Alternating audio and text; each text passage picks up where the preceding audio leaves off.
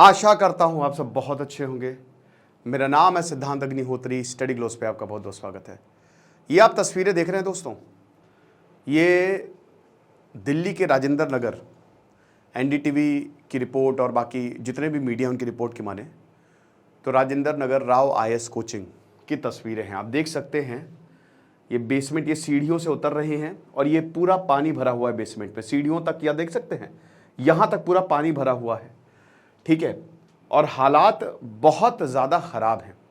हुआ क्या है? हुआ ये है दोस्तों कि यहाँ पे यूपीएससी कोचिंग 3 छात्रों की मौत हो गई है।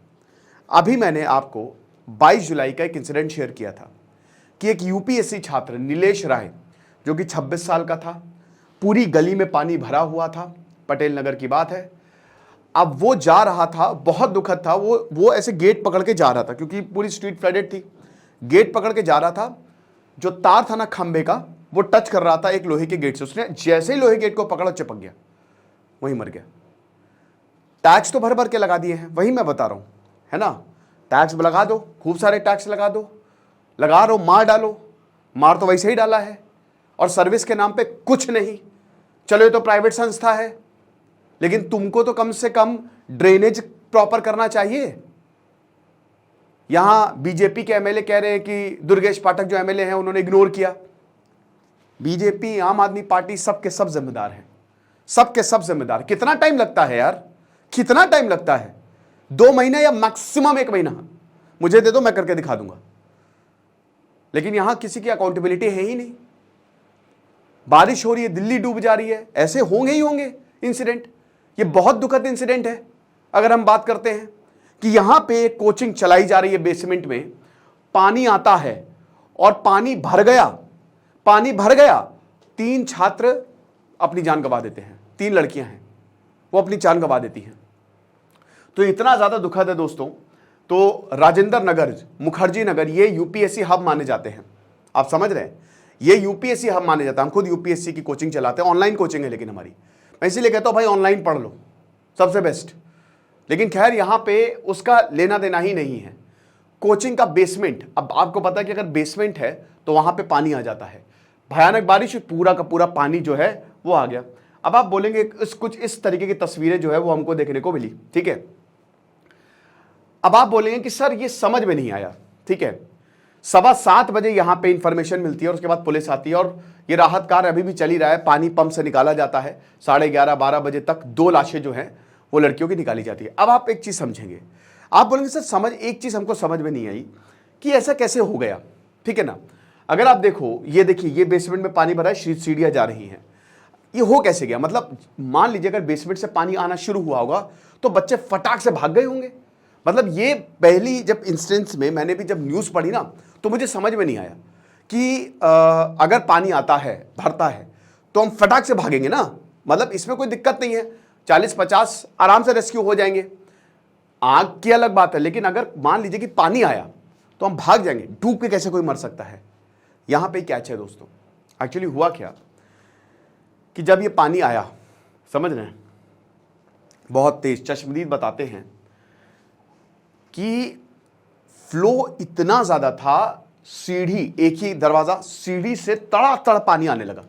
अब जैसे ही हमने देखा, हमने तुरंत हम भागे सीढ़ियों की तरफ। लेकिन फ्लो इतना ज्यादा था कि 2-3 मिनट के अंदर अंदर पानी भर गया। फ्लो इतना पानी का आ रहा था कि हम सीढ़ियां तक नहीं चढ़ पा रहे थे। और इतना गंदा पानी, किसी ने रस्सी फेंकी बट पानी इतना गंदा कि उसमें कुछ नहीं दिखा। तो यह है कि मुश्किल से मुश्किल 2 मिनट लगे होंगे, पूरा का पूरा बेसमेंट भर गया। जब फ्लो आता है बहुत भयानक आता है पानी का। यह हुआ है, मतलब निकलने का मौका ही नहीं मिला, कुछ नहीं दिखा, बड़ी मुश्किल से जान बचाई।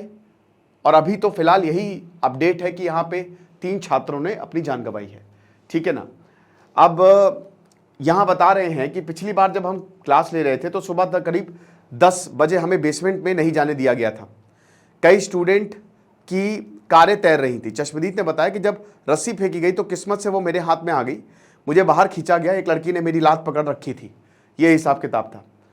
तो मतलब वही है कि बेसमेंट में पानी भरा, अब जिम्मेदारी कौन लेगा? छात्र आंदोलन कर रहे हैं, छात्र धरने पे बैठे हुए हैं। हालांकि डीसीपी हर्षवर्धन कह रहे हैं कि हम बस यही रिक्वेस्ट करेंगे कि अभी छात्र जो है वो ना आए, हम पानी निकालना चाहते हैं, हम अभी सिचुएशन को कंट्रोल कर रहे हैं, तो हमारी यही विनती रहेगी, हमारी ये रिक्वेस्ट रहेगी। तो सबसे पहली बात तो ये है कि आरएमएल हॉस्पिटल ले जाएंगे, बट कुछ फ़ायदा नहीं हुआ। तो जो बेसमेंट है, बेसमेंट क्या अलाउड है? बेसमेंट में क्लासेस होती हैं, हमेशा होती हैं, लेकिन क्या ये अलाउड है ओल्ड राजेंद्र नगर? पहला सवाल। दूसरा कि ऐसे कैसे हो गया? आईएएस की बिल्डिंग आप देखते हैं ये सबसे फैंसी होती है, इतनी जल्दी कैसे पानी भर सकता है? क्या कोई और तरीका नहीं था? क्या लिफ्ट नहीं थी? इन सारी बातों पे गौर करना पड़ेगा। इतनी जल्दी कैसे फ्लडिंग हो गई? क्या कोई रास्ता और नहीं बनाया गया था? क्या फ्लड से निपटने का, जब यहां पे फ्लडिंग हो रही है, यहां पे बता रहे कि पिछले हफ्ते भी सेम चीज हुई थी, तो मुझे एक बात बताइए कि जो यहां लोग हैं, क्या जो स्टाफ काम करता है, क्या उनकी जिम्मेदारी नहीं थी कि बेसमेंट में क्लास बंद कर दें? जब ऑलरेडी प्रॉब्लम है, पहले इस प्रॉब्लम का सोल्यूशन निकाला जाए, उसके बाद हम क्लास चलाएं। तो जिम्मेदारी किसकी यहां पे बनती है? इसकी जांच होनी चाहिए कि बिल्डिंग कैसे बनाई गई थी, क्या इसमें फ्लडिंग से निपटने का इंतजाम थे, नहीं थे, है ना। और सबसे बड़ी बात यह है कि 8 घंटे लग गए अथॉरिटीज़ को सर्च ऑपरेशन करने में। खैर यहाँ पे अथॉरिटीज़ तुरंत आई, लेकिन हर किसी ने ट्वीट किया, स्वाति मालीवाल से लेकर एवरीवन। लेकिन अब बात वही है ना कि बजट में जितने भी, ये आप देख सकते हैं, ये प्रोटेस्ट जो है वो स्टूडेंट ने किया है, बट बजट में टैक्सेस तो बढ़ा दिए जाते हैं, है ना।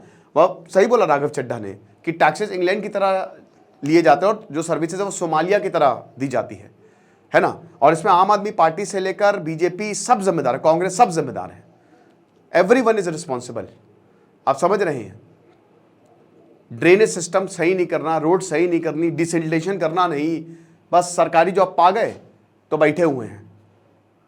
तो ये कब तक चलेगा? ऐसे नहीं चलने वाला। इसमें जो भी जितने भी हैं, आप समझ सकते हैं, यहां पे जितने भी जो जिम्मेदार हैं उनके ऊपर सख्त कार्रवाई होनी चाहिए, सख्त से सख्त कार्रवाई होनी चाहिए।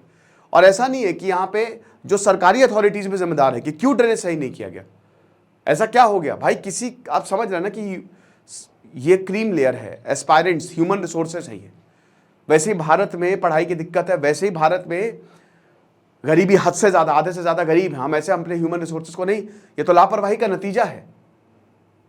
आप समझ रहे हैं? तो ये नहीं चलने वाला।